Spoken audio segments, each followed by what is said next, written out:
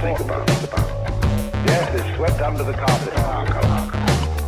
In the hospital, they try to keep you alive as utter desperation. They won't take the mockery. Well, of course, we've made death howl with all kinds of ghouls. We've invented dreadful afterlives. I mean, the Christian version of heaven is as abominable as the Christian version of hell. Nobody wants to be in church forever.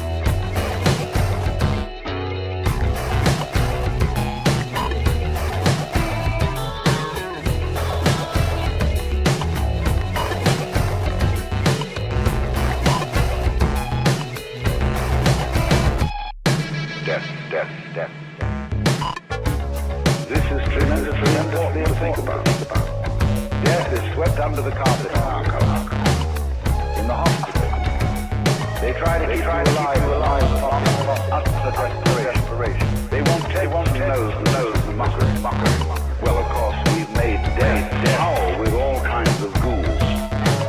We've invented dreadful afterlives. I mean, the Christian version of heaven is as abominable as the Christian version of hell. Nobody wants to be in church forever.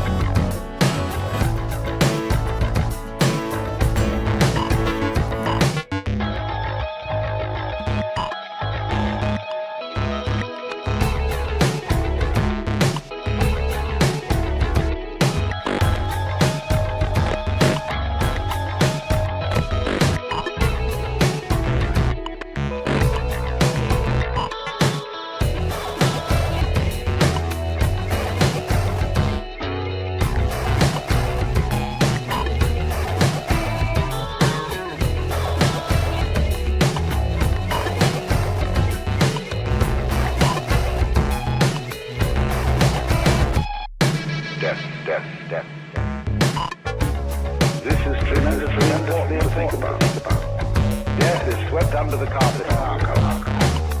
In the hospital, they try to keep you alive from utter desperation. They won't tell the mockery. Well, of course, we've made death howl with all kinds of ghouls. We've invented dreadful afterlives. I mean, the Christian version of heaven is as abominable as the Christian version of hell. Nobody wants to be in church forever.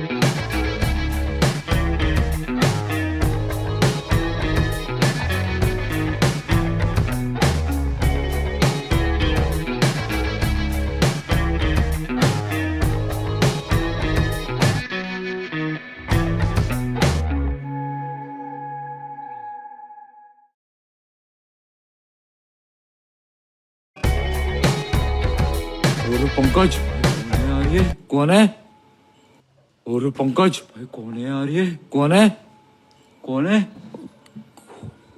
और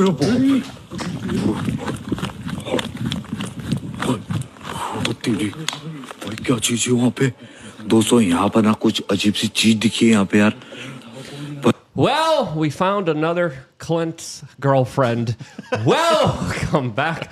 Beautiful and amazing human beings. My name is Lukadowski here of the bestpoliticalshow.com. As, of course, we are going to be going live for the next 2 hours as there's a lot of crazy news to get into today, especially when it comes to the plot against the future president of the United States, as we have some very interesting news coming from the Senate. We have now a space happening on Twitter with Elon Musk, Vivek Ramaswamy, and J.D. Vance. We're going to be talking about that. There's some other crazy news surrounding the World Government Summit, some news surrounding Tucker Carlson, as well as just the overall way of life that is being absolutely eviscerated and destroyed.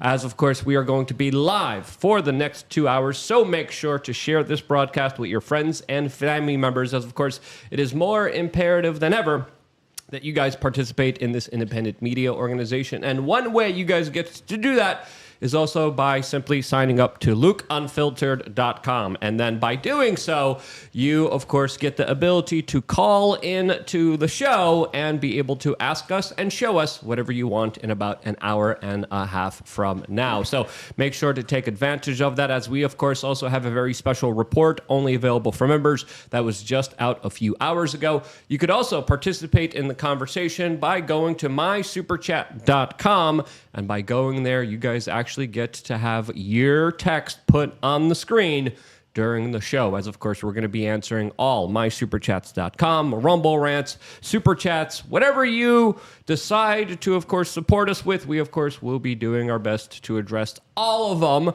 As, of course, we already have one by Red Viking saying, Stephanie, show us your teeth. Teeths. Teeths? Teeths. There you go. Thank you, Stephanie, and thank you, Red Viking, for that super chat. Of course, joining us for a conversation is a woman from South Florida who surprisingly is late. We're going to be introducing her when she comes in here. Her name is, of course, Lauren Widsker, an interesting person who, of course, will be joining us in a few minutes. Again, it's South Florida, women, right? As, of course, also joining us for this conversation is the one and only Joey B. Tunes, who's kind of hanging around town here for a little bit. He kind of likes it here. He was just on the show a couple days ago. He's going to be also just kind of filling in, hanging out. Joey, for the people who don't know you, who are you? And thanks for joining us for this conversation. Well, as of now, I'm Luke's landscaper, if people are wondering why I'm still hanging around here. But I do a comedy show, Joey B. Tunes, and I just want to establish right now, I mean, I'm just sitting on the show because he doesn't want me to outside turning on any of the equipment or anything, making any noises. So I'll be the comic relief for the show, so don't mind me. For a white guy, pretty good landscaper, I got to say. Yeah. He gets the job done. I do. I sleep out in the yard. I live off mashed potatoes and Atlas's dog treats. He really loves mashed potatoes. I mean, I do. The stories They're pretty about the good. mashed potatoes that we have going on here, you wouldn't believe it. As, of course, you sleeping outside, actually very good for you. You're it's nice. grounding. You're releasing positive ions. You're actually being able to rise and fall with the cycles of the earth. So you're welcome.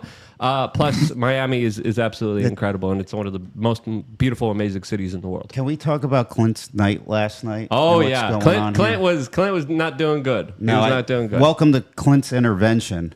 Yeah, I drank for the first time in a couple months, and now everybody's everybody's trying to intervene on my behalf. A couple days. Lies. These are all lies. But I am hungover, and I am here for you. I'm Clint Russell. I'm the host of Liberty Lockdown. I'm also the co-host of whatever this is called, the Best Political Show. At some point, I may go and ground myself on the floor outside. But in the meantime, he needs it. I'm going to spit hot fire at Liberty Lock Pod on X if you want to follow me, and Liberty Lockdown, Tower Gang, whatever. I saw him in the corner just calcifying his pineal gland. I was like, "What are you doing, man? Like, I don't know what you're up to there." Guy had 2 O'Douls and he's out of service. Yeah, Jesus Christ. Yeah, he's a soft one. He's a little softy. We got to definitely toughen him up here. As, of course, we also had a battle with Poole.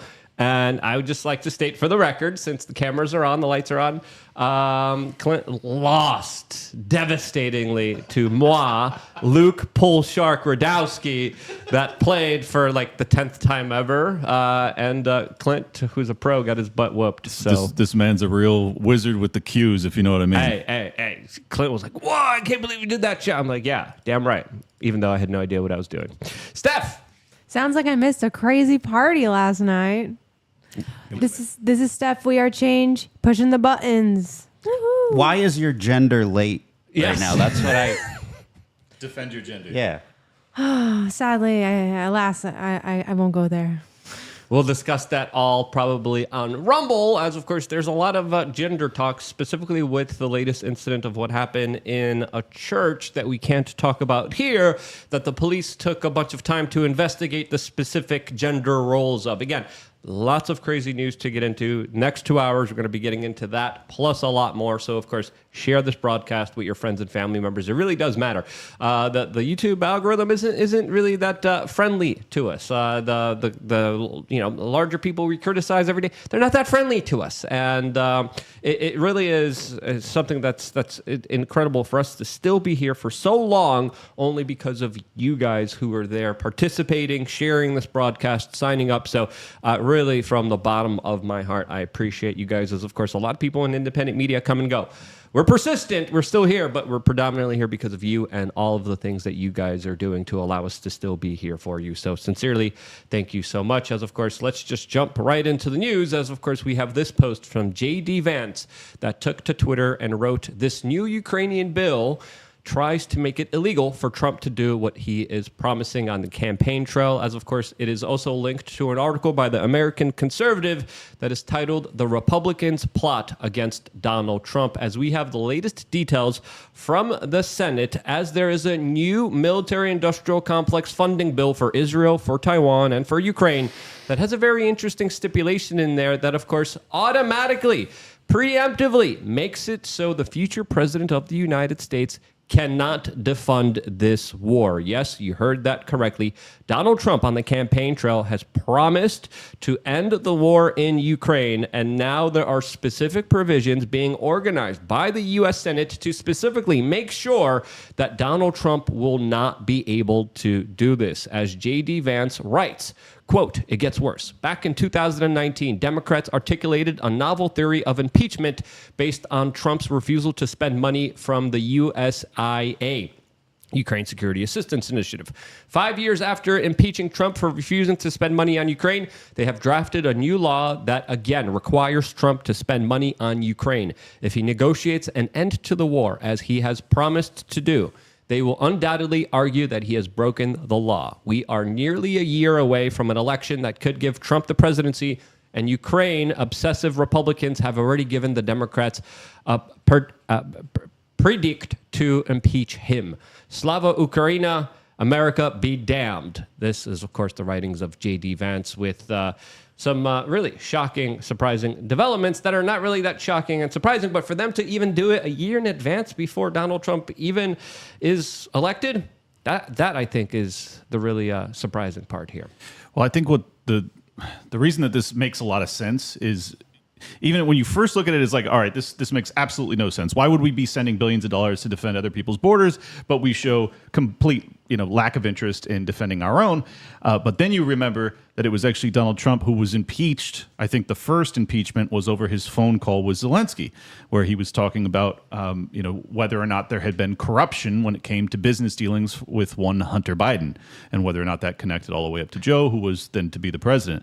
And whether it was surrounding Burisma oil, and Donald Trump was kind of putting pressure on Ukraine, being like, okay, let's find out what happened to the Ukrainian prosecutor that was fired by Joe Biden. Let's find out what happened with Burisma oil. Let's find out what happened with Hunter Biden. And he was kind of essentially nudging the Ukrainians, being like, we should really investigate this. And then he was impeached for that. Yep. That's what he was impeached for, saying, hey, we should investigate this. We should look into this. That's what he was impeached for. Is, of course, this is a matter of utmost importance, especially as we're trying to give them an additional $60 billion. Elections have been canceled in Ukraine. Alternative media organizations have been destroyed, as even an American citizen lost his life under Ukrainian custody. And we want to reward that with $60 billion? Are you freaking kidding me? This is just absolutely freaking ridiculous. On top of the $100 billion we've already sent them. So I think that ultimately the American people need to be really reflecting on, why is it that Ukraine is so existential to our political establishment? And when you realize that the first impeachment of Donald Trump was predicated off of this conversation with Zelensky about the firing of Viktor Shokin, and you guys can look all this up. This is not conspiracy nonsense. It's actually true. Why? Why is it that they are so committed to defending Ukraine in what is ultimately a proxy war against the largest nuclear power on Earth, with no real win in sight? But they are willing to now lay a trap for Donald Trump, where he will be inevitably impeached for a third time over Ukraine for a second time. I think people need to really dig deep as to why this matters so much. And I have plenty of theories, but I may save them for Rumble. Yeah, and shouts out to J.D. Vance. He's a U.S. Senator from, of course, Ohio. They're now holding a space with Elon Musk, with Vivek Ramaswamy, with other U.S. senators who are going to be discussing this matter for the general public to understand, hey, there's something really sinister happening here, as of course, we don't know what's going to happen in Ukraine. We don't know how this war is going to develop. We don't know what's going to be happening here. But you're essentially making sure that they're going to get money no matter what? What? Like, that's just ridiculous. That's a stupid thing to do. As of course, the situation is very dynamic. It could change at any moment and any time. And we are forcing the U.S. senators, who clearly are in the pockets of the military-industrial complex, are forcing a situation where we are going to be bankrolling this war no matter what. Yep. That's just absolutely and ridiculous. Keep in mind, too, Rand Paul right now, despite the fact that it's already got through the Senate, Rand Paul is currently filibustering it. If you want to run the video of it, you can. He's trying to basically bring attention to this so that the bill will die in the House. We'll see if he prevails, but it's heroic what he's doing, because I think this is really existential. Our financial condition is dire. We have this post on Twitter with Rand Paul saying, this foreign aid bill threatens the fiscal solvency of our country. I think it, along with so many of the rest of the spending, is dragging America down and threatening a day of destruction. The filibuster continues tonight. Here's the 51-second clip of U.S. Senator Rand Paul. I care about the bankrupting of America. I care about the looting of our treasury. There can be an honest debate over national security or what is in our vital security, but there never is a debate. If you look closely at what people say, they'll simply declare it's in our national security to send money to Ukraine. There isn't really a debate. I actually think it's the opposite. I think sending money to Ukraine actually makes our national security more endangered. I think it threatens our vital national security to send more money to Ukraine. Why? Because I think it threatens the fiscal solvency of our country. I think it, along with so much of the rest of the spending, is dragging America down and threatening a day of destruction. Yeah, you would think we would have our priorities straight. You would think we would say, hey, maybe we shouldn't be financing foreign wars that, of course, come back and bite us in the butt. Maybe we shouldn't be financing all these latest kind of missiles and aggressive actions that only make sure that America's interests are never really served. Maybe we should, prioritize the American people once and for all, but no, we can't have any of that. We can't have nice things. Why? Because essentially our government has been hijacked by a special branch of sociopathic warmongers. As of course, there's always this famous line, but if there's anarchy, the warlords are going to take over. What do you think is happening now? What do you think we're going through right now with this very particular situation with members of the U.S. Senate codifying endless military support for Ukraine, no matter what the circumstance, no matter what the situation? That is just freaking crazy. Well, I'll make the argument that I'm able to make on this platform, and I'll save the rest for later. But I think the underlying dynamic that people aren't really privy to is that as soon as Russia invaded, they kicked Russia off of SWIFT, and they also took nearly $300 billion from their assets from central banks that were sitting in Europe, and they seized that money. So what they essentially did was a nuclear sanction attack against Russia. And what does that mean? Well, if Russia can still prevail, if they can thrive economically, and if they can win the war in Ukraine while being under the harshest sanctions that the U.S. has laid out, that means that the entire U.S. sanction paradigm is now defunct. And if that's the case, well, then God knows how the rest of the geopolitical factors play out.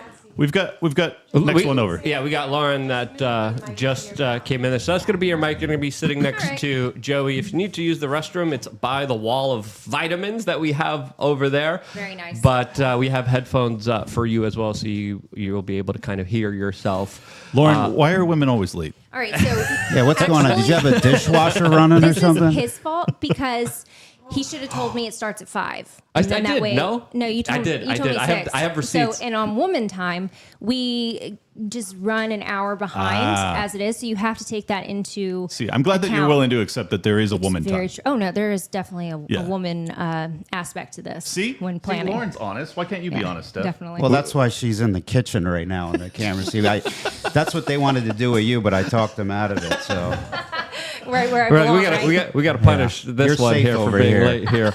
But Lauren, for the people who don't know you, how would you introduce yourself? And go right ahead as I'm taking the receipts here. So my name is Lauren Witzke. I was the Republican nominee. Which camera am I looking at? Republican nominee. Either one of us or the camera, it Okay, doesn't matter. For United States Senate in Delaware in 2020. I ran on an immigration moratorium, and we broke the Delaware record in most GOP candidate votes in Delaware history for a Senate candidate. I went on to go into media. I'm a producer. I was the producer behind the film Died Suddenly. I don't know if a bunch of you have heard of that. And I've done a lot of work in the industry, booking, helping other people, and we're behind a lot of your favorite shows. So. Awesome. Well, thank you so much for joining us. We definitely have a lot to discuss, especially about that documentary, which we have some very surprising developments that we're going to be getting into in the second portion of this conversation. As, of course, right now we're still discussing the latest developments in the U.S. Senate, as it looks like we have a plot against the future president of the United States, who, of course, still hasn't been elected. But already there are some very interesting moves being made to make sure that they're going to be continuing the war funding for Ukraine. Again, this is a big story, just kind of broke from J.D. Vance. I don't know if you had a chance to kind of look at it. Yeah. We were kind of going over the larger implications here, essentially how the Republicans are just as bad as the Democrats. A lot of them are hijacked. A lot of them are doing some really awful stuff. How much more awful could they get? I mean, this is the writing on the wall with them saying, war no matter what. I don't care who's going to get elected. We are going to be extorting and manipulating people to make sure that war is not going to end in this world. That's just crazy. Absolutely. And, they did it while everybody was distracted watching the Super Bowl. They tried to sneak this through, push this through. And they make these bills so long that the government officials and the senators don't have time to read it all. So we're fortunate that JD actually found this, because either the Senate was A, neglectful and didn't read the bill, or B, they knew it was in there and pushed it through anyway, because there's absolutely really no excuse. The fact that they did it during the Super Bowl tells me that they knew what they were doing. The Federal Reserve Act was pushed through over Christmas when nobody was paying attention, and that's kind of what they do. It's a forever war, forever funding, and Ukraine, as we know, is it's well known for its corruption, and it's been a money laundering scheme for U.S. officials to put money in Ukraine. It disappears. You never see it again. And it's just very common. And that's why it wasn't just funding the war, it's also funding themselves, I believe. I believe that they have a way of kind of laundering that money back into their own pockets one way or another, and they wanted to keep that gravy train rolling, no matter what happens in the next presidential election. Well, that was part of the story with Sam Bankman-Fried, is that FTX, that was alleged that's those funding that was going into Ukraine was then being cycled back out through Sam Bankman-Fried, which is why many people thought that he was going to walk early on. It's all so incestual and filthy, and I just don't know when the American people are going to say enough. Yeah. I know. When is crazy. enough? And it has been a looting of the U.S. Treasury. Like, that's what Senator Paul said, and it really is, because we have a southern border crisis. We have an opioid crisis. We have so many crises happening here in America that for some reason we can't find funding for. But when it comes for a foreign country, it's just empty your pockets, America. And they want to make certain that even a future president can undo it. I think people need to really understand how unusual that is, and to kind of push back against your being very kind to them and saying maybe they didn't read it. Even if that part wasn't included in it, still, why do you have Republicans that are willing to vote for additional funding for Ukraine? Like, they have to be willing to contend with the argument that, like, this war is lost. What are we doing? How many more hundreds of thousands of innocent young men have to perish before enough is enough? And it seems like there's no limit to what they're willing to do with this. It's crazy. And the war would have been over a long time ago. A long time had ago. the United States not kept funding it. 100%. Zelensky would have been forced to surrender hundreds of thousands of Ukrainian lives would have been saved, Russians would have been saved. It wouldn't be such a bloodbath had the United States not continued to fund this war and keep it going. Yeah. And that's and a bunch of Ukrainian territory would have been saved as well. Especially if you look at the deal that Elon Musk was kind of proposing a couple months ago. Everyone kind of jumped down his throat and said, "How dare you? You're clearly a Putin puppet," even though he's the one who provided Starlink to Ukraine that allows them to have a very significant advantage over the Russians that, of course, can't use satellite technology that has been very crucial in this entire conflict. But even with a kind of leg up with all the technological advancements from NATO, still the overwhelming amount of manpower and just the amount of bullets, ammo, and rockets that the Russians are able to produce with their war machine has been something that, of course, a lot of Western kind of analysts and politicians didn't think they were capable of. They were like, we're going to sanction them, we're going to launch economic war, we're going to squeeze them, we're going to make sure that they can't survive. And they just said, okay, we're going to go to India, we're going to go to China, we're going to, of course, bolster our production. And just like kind of history dictates, the Russians, very slow to start wars, not really good at them in the beginning, but once that war machine gets rolling, they become a formidable threat that just mows through individuals by sending waves and waves and waves of people, as of course they have a lot of manpower, they have a lot of resources, and the West and NATO and Europe, they're kind of looking on like, crap. The situation does not look good for the Ukrainian people. One of the most slept on points that was made during the Tucker Putin interview, and I haven't looked this up, and honestly, I don't even know if I would trust the GDP figures coming out of Russia right now.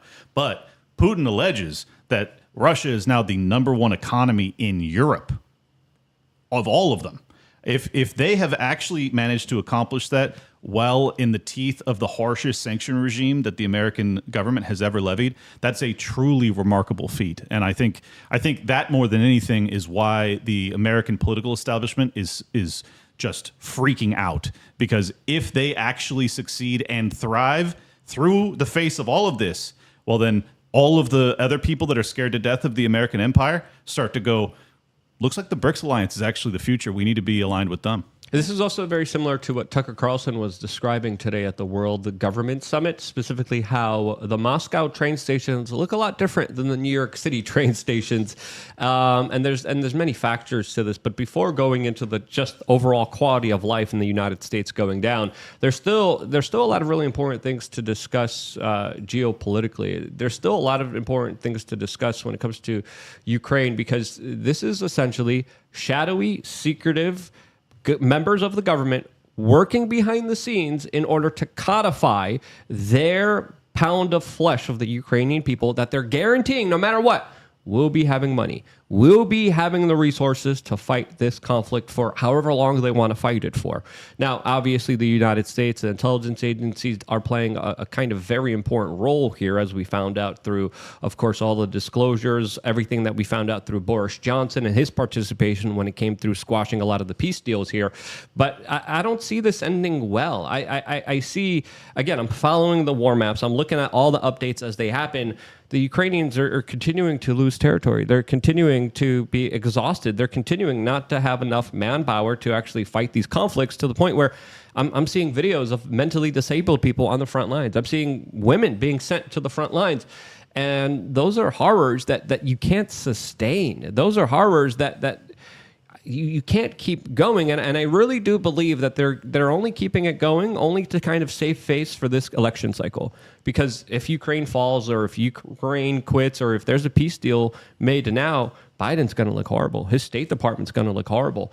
But if they're able to prolong it, at least after the election, and then give this kind of mess to the next president of the United States, they're still saying, let's just make sure we continue this. Right. That's wild. That's crazy, especially when you see the human cost, the life loss, an entire generation of young Ukrainians who are never going to be alive again, as Zelensky is literally promising to bring in immigration into the country and implement more BlackRock, Goldman Sachs-like financial policies that, of course, will only screw over the Ukrainian people even more. So my question is, how much more can the Ukrainian people give? And I don't think that's a lot. No, you remember the commercials, or, well, it was videos that were coming out of Ukrainians being like drugged from their homes. They're riding a bike, they pick them up, they take them straight to the front lines. And it was a lot of people that never voted for this. They never wanted this. You know, when they elected Zelensky, they thought that it was going to be, a thriving Ukraine. But what really happened was he launched a war that nobody wanted, and they're dragging families to the front lines, women as well, people that aren't even qualified to fight in the military. And I remember Putin put out a commercial because I think he recognizes that. He recognizes that a lot of those people are being forced into a war that they don't want to be in, where it was like talking about how like we know you got drug into this.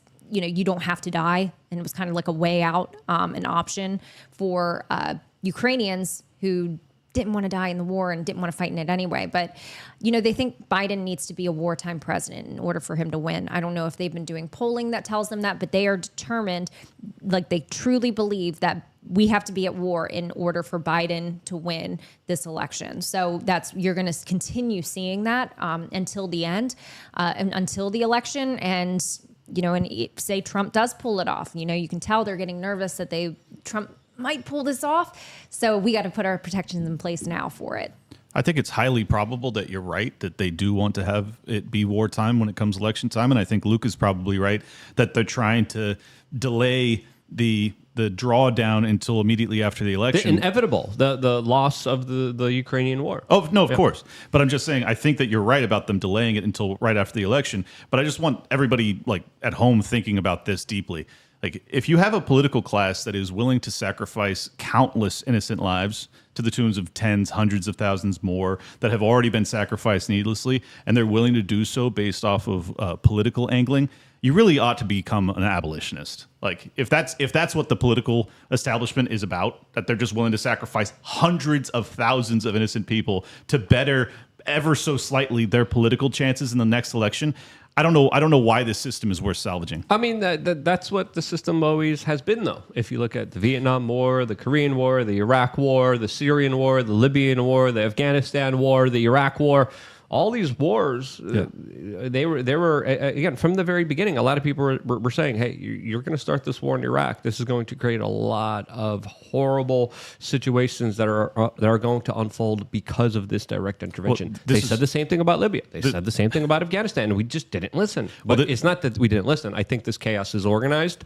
on purpose, and it's deliberately made to create more problems that the United States has more excuses in order to intervene for. Yeah. Well, and I think you're exactly right. But I mean, this is why I've been an abolitionist for so many years, is because I learned this lesson really during the War on Terror. And then now it's just so in your face because we're doing it over a territory that's not ours, that doesn't have any sort of like critical interest to the American people. But obviously it is only of critical import to the corrupt political class that rules over us.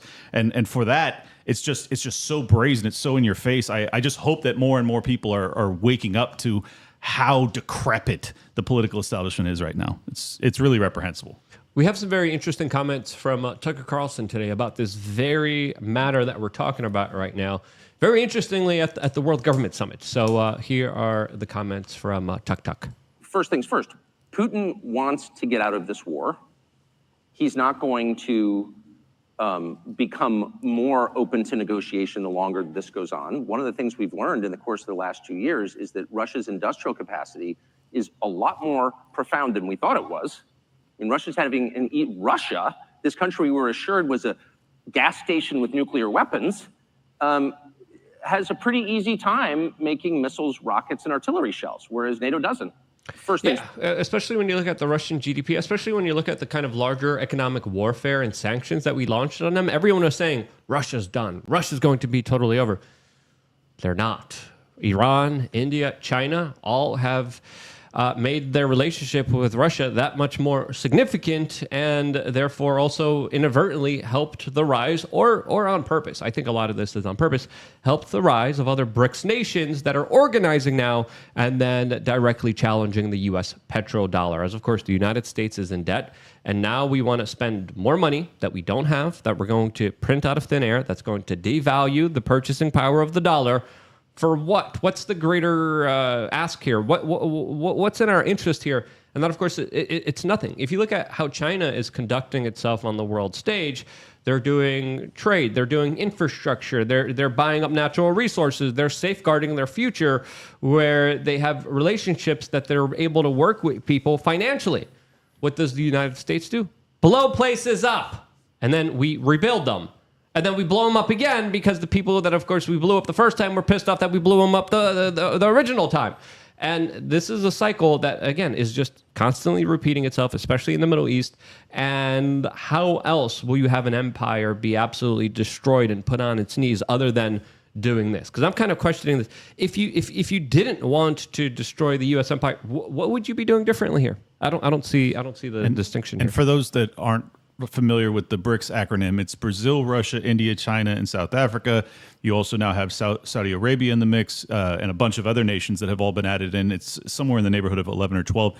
But those nations that I just rattled off to you, 3 of them have serious nuclear arsenals. We're talking about billions and billions of human beings. This is a real bipolar world order at this point. And this is what, every time you hear them at talking about the liberal world order, what they're really trying to do is keep this monopolistic, hegemonic domination over the globe and to counter this alliance. But this alliance is strengthening because the American empire is essentially a flailing paper tiger at this point. And I think that the rest of the world is starting to acknowledge it and realize it.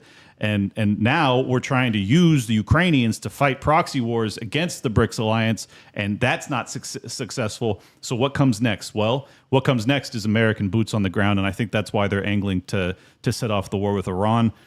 God willing, we avoid that. Yeah, but people need to understand these wars aren't helping anyone. They're not liberating anyone. We're not fighting for freedom or democracy. They're indebting this country, but also making sure that the future of the U.S. empire is going to be in decline. There's ways of avoiding conflict. There's ways of having trade. There's ways of having diplomacy and detente. There's ways of actually safeguarding the interests of America. Our politicians are doing the exact opposite of that. And now you add to the fact of just the larger kind of 5th generational warfare that's happening against the people of this country. You add that to the fact of the corporate media telling people in this country not to have children as they're literally opening up the borders. This, to me, is a planned, controlled demolition of the United States, of the Western world. I do not see it any other way. Civilizations and empires usually have cycles. They're usually 250 years. We're about the end of that cycle.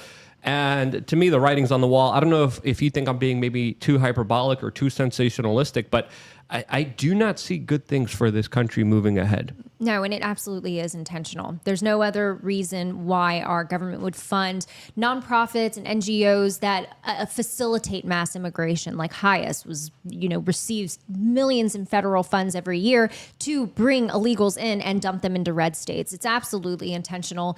The fact that they allowed our southern border to be so overrun and they facilitated and found funding to manage and house and give these migrants the government assistance, cell phones, everything, it's intentional, and you can't say it isn't. And the fact that, and even Ukraine also is like, they're all like, burn it all down. Ukraine ruined, I think they drowned out their grain fields early on to keep the Russians from coming in, and it destroyed 30% of the world's grain. Like, they don't care. And it's not about what is best for my country. It is about what's, who I answer to. And the people that are, running America right now, it seems, have nothing but hate for us. They don't love our country. They don't love our people. They lock us up without due process, and they hunt down moms at school board meetings. Like, the American stock base here is hated by the people in charge, and that is evident in their policies that they make, the funding that they give, and the legislation that they write. Oh, and if anybody thinks that this is just conspiracy fear-mongering, you can look up United Nations, I think it's called Immigration 2030, where they detail that it is no longer their protocol to try and stop immigration, but rather to assist with it. So this is a United Nations plan. The United Nations is predominantly funded by the United States of America. So your tax dollars are going to help assist with this migrant flood. It's not an accident. You're being forced to pay for it, while simultaneously your cries for assistance on the border are being denied. Well, the bills to go and defend borders 6,000 to 7,000 miles away are being shoved down your throat. That's exactly what's happening. There were some independent content creators that just even a couple of days ago were kind of hypothetically saying, well, maybe they're importing all these fighting age males into the United States because they know a big global conflict is happening and we're going to need the men to fight since there's a lot of soy boys here. It's possible. And I said, my response to that is you're absolutely freaking crazy if you think members of the U.S. government actually have a plan to help out the American people or the American country. Because if you look at everything that they do, it is contrary to what is best for the people, best for this country, best for the long-term longevity of U.S. hegemony and its empire. So if you really do want an empire build, we could have that discussion, whether it's ethical or not ethical. But let's just call the facts out here as they lay bare in front of us. These people do not give a damn about you. These are the same people that go to private islands. These are the same people that literally loot this economy. These are the same people that are making life unbearable for you. The people that are making it so you can't survive. The people who are making it so it's more difficult for you to put even groceries in your shopping cart every frickin' week. You think these people are thinking about you or this country or the long-term longevity of the future of this world? Hell no. The CIA literally works with the Chicoms, with Peter Daszak, Echo Health Alliance in 2020, doing things in laboratories that we can't even mention here on this broadcast. You think they care at all about you or this country? They do not. These people have no sovereignty to America. They have no allegiance to America. And a lot of these people are internationalists. A lot of these people are globalists. They have no allegiance here. They have allegiance to themselves, their groups, their special interest organizations, and interests that, of course, they will serve no matter what. That's just my point of view. I don't know if you guys agree or disagree. I want to counter that. Make good use out of these soy boys. Put them on the front lines. The soy boys? Yeah. I don't think they're going to be... You want to lose a war real bad? Well, I mean, the front lines are going to, we don't want to lose good American men. You know what I mean? Listen, those Russian Dagestanis are going to chew right through them. Yeah. Not going to do They much. might. They might literally chew through. But We might as well send women. Women have probably more testosterone in America than some of the soy boys out true. there, I've and we seen probably have a better chance of winning the war with the women than we do with the soy But boys. they won't be true. on time though. Yeah, I was going to say, they're going to be late. Yeah. That's true. Just look Like at we what got to they be did. on the battlefield, 8:00. Like, hold on, I'm powdering my camouflage. You wouldn't believe the conversation we had before you got here. You I was wouldn't listening. believe it. I No, was before the show listening. even No, before the started. show, before we before? click live, We'll save it We'll for have Rumble. that conversation on Rumble. Oh, But, great. good point. Well, so okay, but watch what they've done to the United States military, like the changes in the policies. Oh yeah. The mandates purged 8,000 really good soldiers. I mean, there's a lot of intentional things that are happening to our United States military. Do you think that these decisions that they're making actually strengthens our military? Well, No, and they you don't bet, think you it bet does. your ass that those 8,000 that left were some of the best and brightest we had, because those are the Yes. most like hardened, independent thinking type of dudes, like Yes. real Americans. And they're like, we don't want y'all. Yeah. How crazy is that? As they also want to foment World War III on multiple fronts simultaneously. And the reason I bring up lockdown so much, the reason my show is named Liberty Lockdown, is because from 2019, you guys can look this up. Once again, everything I bring up is citable. 2019, our national debt sat around 22 trillion. As of today, it sits a little bit north of 34 trillion. Well, we got the chart up here, $34.2 trillion.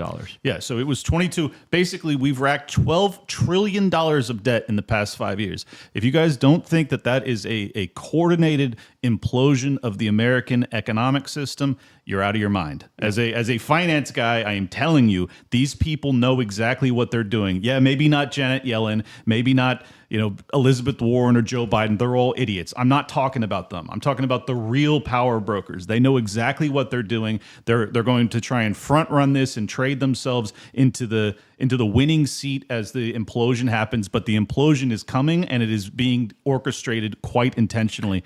And I hope people are aware of it. And let's be intellectually honest here. A lot of that debt was also curated from Donald Trump and his presidency and his $2,000 checks that he handed out to everyone that the government couldn't even competently do itself. About $5 trillion of that is from Trump. Yeah, and the $2,000 checks were nothing compared to, of course, the secret corporate bailouts, the secret U.S. Federal Reserve bailouts that, of course, we're not even allowed to know about. I confronted Ben Bernanke about this a couple of years ago. He blew a lid. He literally tried to steal the microphone from my hands after I asked him about the secret bailouts that were happening all the way back in 2008.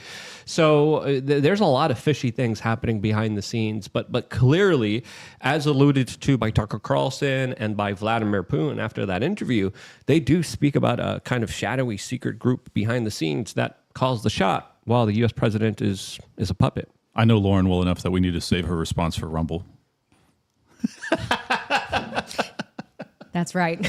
I'm over here. Okay, I can't say anything. No, I'm just kidding. No, but you're right. There is certainly a deep state per se. So, and they hate you and want you dead. And, you talk about the debt, how much of that debt was spent actually, I would even be like more forgiving if it was like we accumulated a ton of debt trying to rebuild America, fixing our own economy, fixing the opioid epidemic, helping education, like really doing something to help America. None of that. But none of it. It wasn't even about repairing America. Nope. It was all about, corporate bailouts, foreign interests, foreign aid, funding other people's wars, funding democracy in the Middle East and feminism. And it's just crazy stuff that we accumulated so much What did we debt have to over. show for it? Exactly. What do we have to show for Nothing. the trillions of dollars that we spent?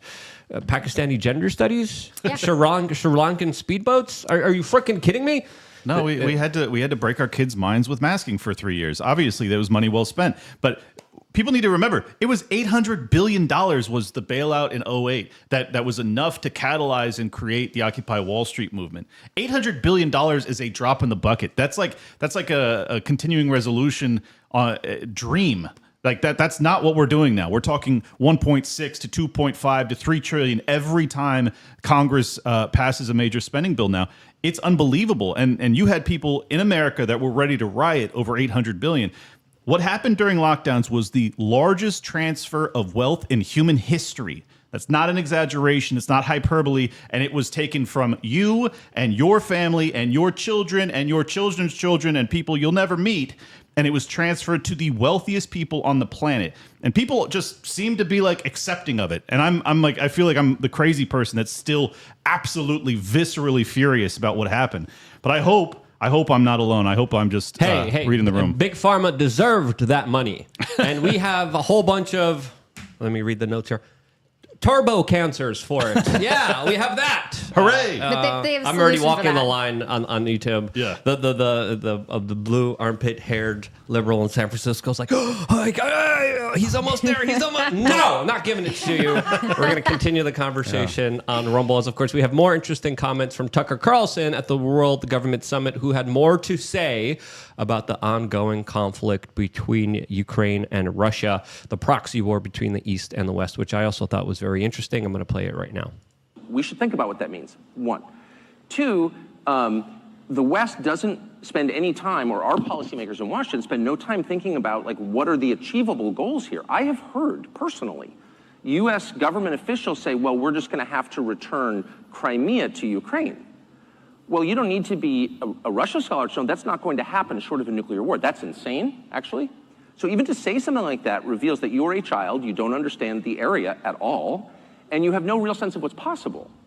And so as long as our leaders, and not simply in the US, but NATO, and I really mean Germany, don't take the time to learn about what's possible, we're not going to get anywhere. You think there is a big gap between the depth of understanding the philosophy of history between Biden and between Putin? You see Putin, who have studied history and who is very deep. Yeah, Putin also described how he would protect essentially Russian territory, essentially Crimea, with nuclear weapons. And for people in the West to say, yeah, we're just going to take back Crimea, they have no understanding of the history there. They have no understanding of also the landscape there, as of course many wars have been fought in Crimea throughout human history. And it's always an extremely difficult battle, especially for the invading forces. So if the Ukrainians were invading, there's a lot of natural barriers that make it virtually impossible to get through that territory unless you're going to, of course, crowd a significant amount of troops in very small positions, which, again, it's going to be absolutely impossible for them to have any kind of significant victory here, looking at this from all the military strategists that I listen to all the time. So the fact that this is actually the conversation here, it just shows you how ridiculous it is. As of course, I even want to go further than Tucker is, because Tucker's saying these people are stupid. I don't think these people are stupid. He's saying they don't know what they're doing. I think they know what they're doing. What do you think the kind of longer objective, what do you think the longer goal is here? Because I have my own theories, but we don't know. We're not told. We're told, oh, they're just going to get back Crimea. Again, it's not going to happen. What do you think is the long-term kind of goal here? Ooh, that's a good question.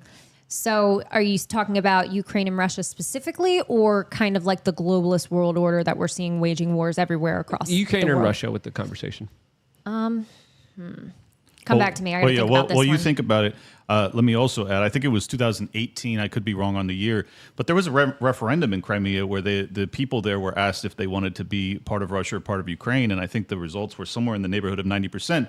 Now, the results of that have obviously been disputed as of late, but back then, there was a UN observer that went in there and said that the election results were legitimate, that the vast majority of people in Crimea speak Russian and they want to be, ruled or governed by Russia. But the Ukrainians are saying that any kind of Ukrainian voice was met with punishment and kicked out of Crimea before the vote took place. So that's their counter argument to sure, that. but it still demonstrates that the people that are there now very much do want to be part of Russia. So it's like, do you believe in sovereignty of a people? Do you believe in their own decision to become part of Russia or part of Ukraine? I personally do. I'm not saying that they're even making the right choice. I don't know what the right choice is, but if that's their preference, I think they ought to be free to do so. As to the larger plan and what I think is actually transpiring, I think that the entire NATO expansion since 1991 and the fall of the USSR has been all about basically encompassing or encircling rather Russia, eventually taking Russia down through CIA or hot conflict. I think that they wanted to do it quietly because of all the nuclear arsenal, and then they want to break Russia into multiple states that then have puppet governments that are friendly with the West, and then they want to have weaponry. They want to basically expand NATO all the way through Russia to then encircle China. That's my read of things. I think that they've been trying to encircle China for the longest time. They perceive them to be the next global hegemon. That is the next war. That is what they're preparing for. That's what all of this is about. Yeah. And, one thing we learned when they blew up, the United States got involved and blew up the Nord Stream pipeline, which it is confirmed that we did it. It was kind of like burn it all down. Their whole purpose is to weaken Putin, weaken Russia, because I believe Putin is a nationalist, and any kind of nationalist in any part of the world is a threat to the global world order. Yep. We're fighting against globalism versus nationalism. And Putin, say what you want about him, but he loves his country. He will do, he loves his country, he loves his people. He's been, trying to avoid civilian casualties in Ukraine specifically because a lot of those people would love to be Russian. They're his people. So he's been very careful and practice great restraint as well. But I think that him being such a nationalist figure is a threat to the global world order. So that's why they continuously keep this going, because also, it's how they keep Joe Biden in office, the wartime president. We got to keep this going, even though all is lost. And it's mostly, I think, to just try to weaken Russia, weaken their relations, break relations with other countries. But it seems to be having the opposite effect. Same thing that happened with Bolsonaro. Just from my assessment, Yeah. I think the UK was the one that was responsible for the blowing up of the Nord Stream pipeline. But I believe they did kind of contact the United States, and the United States kind of gave them the nod, saying, yes, you could do this. But this was one of the largest ecological disasters in recent history that a lot of the leftists don't like to talk about. They like to talk about, the carbon tax, the environment, and all is okay with war, though. That again, it just shows you how a lot of these people are not intellectually sound at all. Well, basically, and no disrespect to the good greenies out there, because I know there's a few Greenpeace type folks that are true believers, but the vast majority of them just take marching orders from the media. If the media tells them to be upset, they're upset. If the media doesn't tell them anything, they have no idea it even transpired. But to Luke's point, I'm pretty sure that the Nord Stream explosion was actually the largest ecological disaster in human history that's man-made, which is unbelievable that you have the Greta Thunbergs of the world and all these other folks silent. They don't seem to care at all. But I think that tells you everything you need to know. These people are just media lemmings. They don't actually think for themselves. We have some super chats here that I think are worth looking into. One from Red Viking saying, nice teeth. Clink is still drunkish 100%. Yep. Yes. Yeah, I took a sip of what's in that Wendy's cup there. They don't sell that at Wendy's. That's like some purple drink or something. Because that's cough syrup and alcohol. That's why I've been so quiet. Sip in on that scissor. Sip in on that scissor. He's got that lean. Clint really loves degenerate white rappers. Hell yeah, dude. And I'm gonna get a grill as soon as I make any money. I'm gonna get a platinum grill. It's gonna be amazing. I think last night was a pivotal moment I think why he's wearing that beanie. There's some tattoos on his head he doesn't want us to see. Probably. I got. He had a wild night last night. I got a teardrop. Just adding them slowly, bro. It's gonna be killer. I'm so excited. Yeah, I'm a little drunk. Whatever. All right. Well, we're concerned. His pineal gland is totally calcified. We got another mysuperchat.com from Stinky Sock 420. Clint and Luke, love you guys. Hope all is well. Luke, could you ask Clint how he personally feels about the MK Ultra patient that has infiltrated the always factual and truthful podcast Tower Gang? How will they handle this bombshell information? Toads a Fed. Or we had a co-host on Tower Gang really let the cat out of the bag, and he just started to say stuff like he was like actually an MK Ultra victim, and he said, "I can't disclose the truth." He said that under his breath, and so we think that we've actually caught him, and we think that we've been friends with the Fed for the past couple of years. I don't know how we're going to handle this, to be honest. He's still kind of like the star of the show because he's so broken as a human being, and it's really funny to watch his like slow decline into madness. So I don't know. Tune into Tower Gang, but thank you for the super chat. Quacksassin says, is shampoo a scam like American high sugar breakfast? Quacksassin, I believe so. Do your own research, do your own homework, but most shampoos are scams. Most beauty products are scams too. Endocrine disruptors, messing up your hormones and leach microplastics, and essentially, I want to say something else that I can't, that I will say on Rumble. We got another one from Common Sense Fishing saying, we all know an event in New York City in 23 years ago was a, quote, inside job. The Patriot Act led to the alphabet agencies, the FISA courts, Assange being in jail, the event in 2020 and shut down. They are using those tools to come after Trump. Thanks for keeping it real. Thank you for your super chat, Common Sense Fishing. Now, I think the question is, why did Trump not identify that during 2020? And I'll let the commenter think about that. There's some also really interesting comments from Trump that we're going to go to right after this last super chat by Jordan Calveras saying, Luke, could you expand on the thesis by Outin about Poland willing to help join the funny mustache guy in the 1930s, erode World War II? Is there any addendum to that? Credence to that. Credence to that.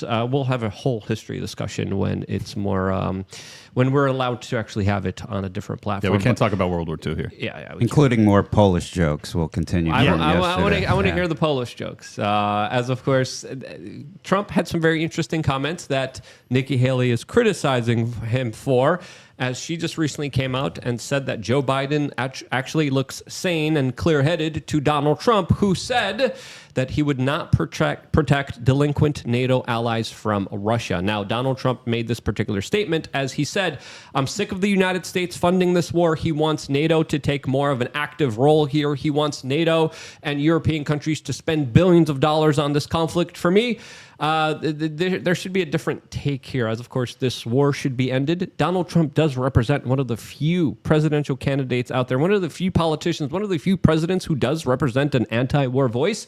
But his record when he was president is a little bit contested, as of course he was also the first president to send lethal weapons to Ukraine. He bragged about it, and now for him to say we want NATO to finance this war is something that kind of makes my eyebrow irk up a little bit here, as of course I like his talking points when he says he's going to end the war immediately, but I don't like the talking points of him saying I want NATO to finance this war. What do you guys make of these latest comments? And of course Nikki Haley is not happy that Donald Trump is not going along with the military-industrial complex and giving Ukraine everything that they want. Trump also dropped the Moab, the mother of all bombs, on Afghanistan, so not exactly a peacenik. He dropped it on an American paid-for, tax-funded freaking base that was in Afghanistan and was empty. Yeah. Well, and in fairness, I think he was doing it because they wanted to demolish it, and he was planning on leaving. So that's like one of the rare times that I'm like, okay, I understand the rationale. There was an old cave that the U.S. tax dollars paid for Yeah. to fight the Russians in Afghanistan, and he's like, we got these guys. And then all the reports are like, there was no one in there, bro. No, but that's what I'm saying is I think he blew it up because he didn't want them. What they were planning on leaving, and they didn't want to leave that there. If they ever had to go back in, it would be a nightmare. Anyway, setting that aside, I think that Trump's claim when it comes to NATO funding and that these other nation states do not pay their fair share and they all just go with their hands out asking for Big Daddy America to come and bail them out of any conflict, he's absolutely right. And if you want protection, I mean, what this is, it's a protection racket. And Donald Trump is acting like a mob boss because that's exactly what the American president is. He is the mob boss of the national defense of dozens of nations all over the world. And these people aren't paying their dues to the boss, and the boss is getting pissed about it. I like Trump because he's at least real about it. That's exactly what this is. It is a protection racket. He's just the first president to tell the truth. Yeah. At least he's like, hey, let's just take the oil from Syria. Yeah. All the leftists were like, he just said it. I can't believe he just said it. So at least we have that. But I don't know about you, Lauren, and how you feel about this. But for me, his kind of foreign policy is a little bit more questionable than what a lot of people hope it to be. Yeah, and that kind of reminds me a little bit about the 2016 Trump, who was talking about NATO and all these other countries that don't pay their fair share. You know, maybe he knows that the war will end very, very quickly if we expect other people to pay for it, not the United States. And it could actually avoid some wars if these people are forced to pay for the defense. Exactly. If it costs them something, they'd be less likely to just jump into it. Right. Because now it's just, America's going to fund this. America's going to give us this. We're going to go do this. And they'll send military packages and billions of dollars on a Sunday afternoon in the middle of the night while people are watching the Super Bowl. Like, that's just what they do. But if it comes to them being held accountable for their actions, things might change. I know he is an anti-war president. He is. When the Israel-Gaza war broke out, he said it would have never happened under me. It wouldn't have never happened. And people don't respect Biden, so you're seeing a lot of misbehaviors across the world because nobody's scared of Biden. Nobody respects him, and it's kind of weakened our stance as a country, as an authority in a big part of authority in the world. And it's just, I think that's what he meant. Maybe that's how I would interpret it, but it kind of reminds me of his 2016 platform when he was talking about that. He was saying some wild stuff. He was talking about ending the Federal Reserve. He was talking about pointing fingers at Bush for his involvement in the event that happened 23 years ago in New York City. He was talking about the role of Saudi Arabia. He was really going off against the CIA and JFK, and I was like, wow. He really made a big impression, as of course he was touting up WikiLeaks and going after Hillary. And I think it's fair to say he definitely didn't deliver on some of those. Right. And he also ran on budget hawkishness. There's a lot of his rhetoric that did not align with his actions in his presidency. I'm open. Don't accuse me of TDS. I'm open to him learning lessons and being better in his second term. I'm just saying that all you Trump sycophants that just write off all of the mistakes he made in his first term basically ensures that he's not going to do any of these things that you would like to see him do in his second term. So just vocalize it. Doesn't mean that you don't have to support the dude. Just be honest. His record was not as good as his rhetoric. Correct me if I'm wrong, but I do believe Trump is very open to criticism, and he's willing to change, especially if he has his kind of feet held to the fire. You see that when he faces particular criticisms and he kind of readjusts. I think this is why it's more of an opportune time to be like, hey, this is our wish list. This is what we want. It probably won't happen, but I think right now is when we should be kind of putting out our list of demands. But foreign policy wise, as far as the president of the United States, I still think he was a lot better than anyone else in our current generation right now, especially with just how atrocious this administration is. Yeah. If it weren't for 2020, it wouldn't even be a close race. That's how good Trump was up until 2020.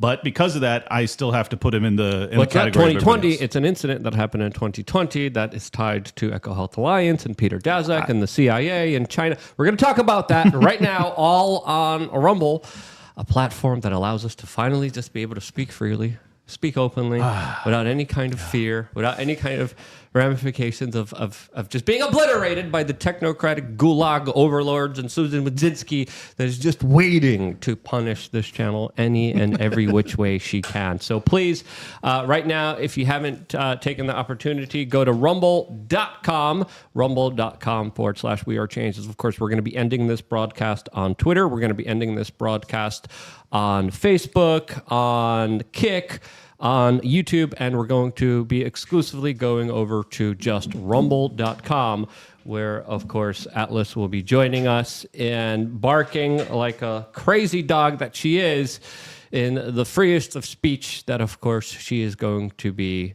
representing, as, of course, she is the real co-host here. Clint is just a co-host. Atlas is the real co-host. As, of course, if you go to rumble.com right now, you scroll down. We are right now selected in the picks category, next to, of course, the Jimmy Dore Show, Donald Trump Jr., and Glenn Greenwald. We are here. So just as soon as you go to rumble.com, scroll down, and then just go to the picks category, and we are right here with all the other really incredible individuals that are joining the fight for free speech, that are joining the fight for individuals to finally be able to say and do whatever they frickin' want. And that's an incredible ability to just speak freely. We don't have that here. We stopped ourselves multiple times from saying what we want to say. But hey, this is the place where we reach out to the Kyles and Karens, the normies, the NPCs. We try to water down the message. We try to get them in there. They openly just walk on in. They kind of open the door like, what is this? Is this Rumble? And then boom, they fall down the rabbit hole. And of course, we got them. We got them forever. As of course, we also release unedited and unfiltered videos on lukeunfiltered.com. We're going to be taking calls in about 30 minutes. So if you're a member of lukeunfiltered.com, go to the Telegram channel and just type in that you want to call in.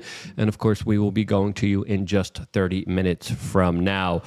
Joey, for the people who, of course, don't know you, before we sign off on YouTube, where can they follow more of your work? Joey B. Tunes on YouTube, Spotify, Instagram, and Luke's Landscaper. So if you want to get a hold of me, I'll be in his backyard. That guy absolutely has a very green thumb. Lauren, before we go off to Rumble, we have a significant audience here on YouTube. Where can they find your work and support you? Sure. Great.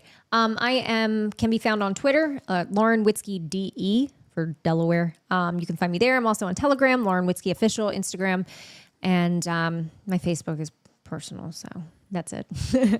Smart. At Liberty Lockpod on X.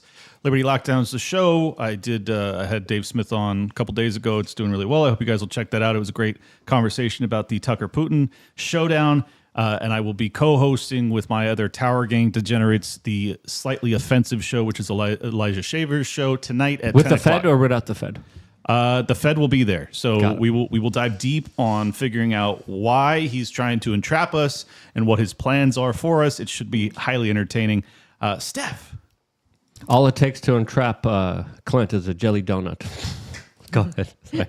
You're allowed to speak now, Steph, we are change. Steph, you talk way too much.